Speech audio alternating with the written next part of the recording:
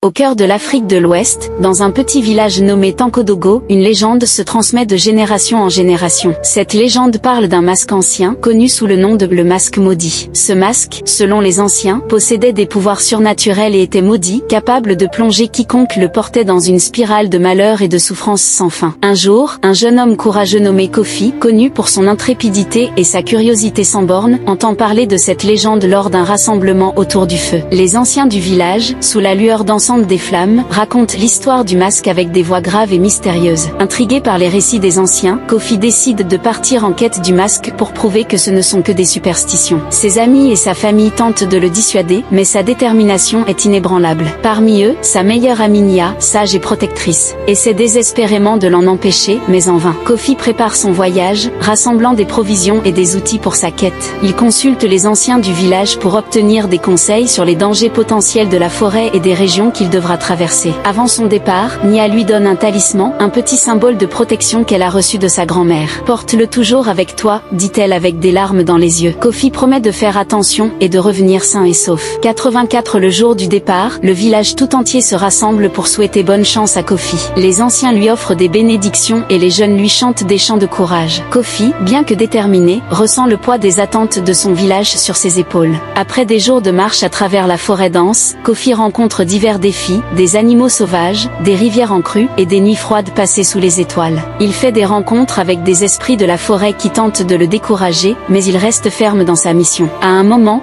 il rencontre une vieille femme mystérieuse qui semble connaître son fils. Elle lui offre des conseils cryptiques et disparaît avant qu'il ne puisse poser plus de questions. Finalement, Kofi trouve la grotte cachée où, selon la légende, le masque était gardé. À l'intérieur de la grotte, une atmosphère étrange règne. Les murs sont recouverts de gravures anciennes, racontant des histoires de héros et de malédictions. Kofi avance prudemment, sa torche vacillante projetant des ombres menaçantes. Au bout de la grotte, il découvre le masque. Fait d'un bois noirci par le temps, incrusté de pierres précieuses aux couleurs éclatantes, le masque semble presque vivant. Kofi hésite un instant, se rappelant les avertissements de Nia et des anciens. Mais sa curiosité et son désir de prouver sa bravoure prennent le dessus. Malgré les avertissements, Kofi a rencontré le masque. Aussitôt, il ressent une puissance immense l'envahir, mais il en voit aussi une sombre présence s'infiltrer dans son esprit. Des visions terrifiantes d'anciens porteurs du masque souffrant de terribles destinées envahissent son esprit. Kofi retourne au village, espérant prouver que le masque est inoffensif. Cependant, dès son retour, le village commence à être frappé par une série de malheurs inexplicables. Les récoltes pourrissent du jour au lendemain, des tempêtes soudaines dévastent les maisons, et les animaux tombent mystérieusement malades. Les villageois, effrayés et superstitieux, commencent à murmurer que la légende du masque maudit est réelle et que Kofi a réveillé une malédiction ancienne. Comprenant l'erreur qu'il a commise, Kofi cherche l'aide du sage du village, Amadou. Ce dernier, un vieil homme aux connaissances profondes en magie et en traditions anciennes, accueille Kofi avec gravité. Tu as éveillé une puissance ancienne, Kofi. Pour la neutraliser, il te faudra un grand courage et un grand sacrifice. Le sage Amadou raconte l'histoire du masque, expliquant qu'il fut créé par un ancien roi pour contrôler les esprits, mais que son pouvoir est devenu incontrôlable.